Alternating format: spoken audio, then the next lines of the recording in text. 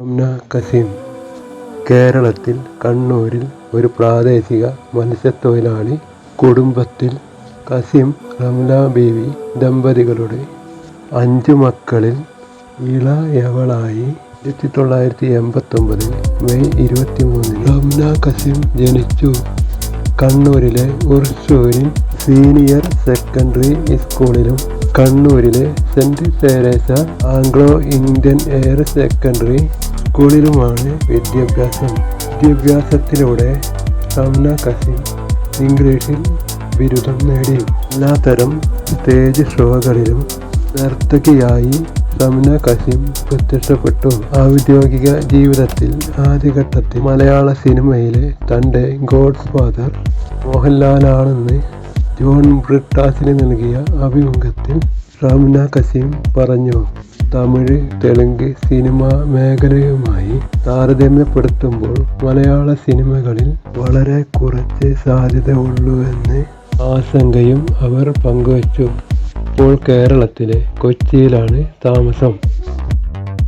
Shamna Kazem ഒരു Indian ചലച്ചിത്ര നടിയും പ്രൊഫഷണൽ നർത്തകിയും മോഡലുമാണ്. പൂർണ്ണ എന്ന സ്റ്റേജ് നാമത്തിൽ അറിയപ്പെടുന്ന ഷംന കസീം അമൃത ടിവിയിൽ സൂപ്പർ ഡാൻസർ എന്ന പരിപാടിയിലൂടെ തുടക്കമിട്ടു. 2024 എന്നിട്ടും എന്ന മലയാള സിനിമയിൽ നായികയായി. ഒപ്പം ശ്രദ്ധിക്കപ്പെടാതിരുന്ന ചില ചിത്രങ്ങളിലും അഭിനയിച്ചിരുന്നു. ശ്രീ മഹാലക്ഷ്മി എന്ന തെലുങ്ക് ചിത്രത്തിലാണ് പ്രധാനമായും ശ്രദ്ധിക്കപ്പെട്ട ഒരു വേഷം ചെയ്തത്. മുനിയാണ്ടി വിളങ്ങിയാൽ 3 എന്ന തമിഴ് ചിത്രത്തിൽ നായികയായി അഭിനയിച്ചു. 2010കളുടെ മധ്യത്തിൽ പൂർണ്ണ ഒരു പ്രേത കഥാപാത്രത്തെ അവതരിപ്പിച്ചുകൊണ്ട് ഒരു പരമ്പരയിൽ പ്രത്യക്ഷപ്പെട്ടിരുന്നു. ഈ ഹിന്ദു പൂർണ്ണയെ തെലുങ്ക് സിനിമകളുടെ പ്രേത രാജ്ഞി എന്ന് വിശേഷിപ്പിച്ചു. 2012 പുറത്തിറങ്ങിയ അവനു, 2015 പുറത്തിറങ്ങിയ അവനു 2 എന്നീ ചിത്രങ്ങളിലെ അഭിനയത്തിന് നിരൂപക പ്രശംസ നേടി.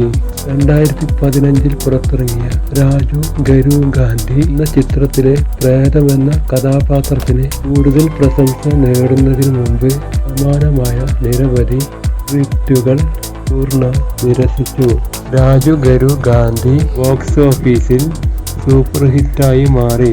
2017 പുറത്തിറങ്ങിയ കൊടിവീരൻ എന്ന ചിത്രത്തിലെ അഭിനയത്തിന് അവർ സന്നദ്ധയായെങ്കിലും പ്രേക്ഷകർക്ക് നല്ല പ്രതികരണം നൽകാൻ ഷംന കസീമിന് സാധിച്ചില്ല.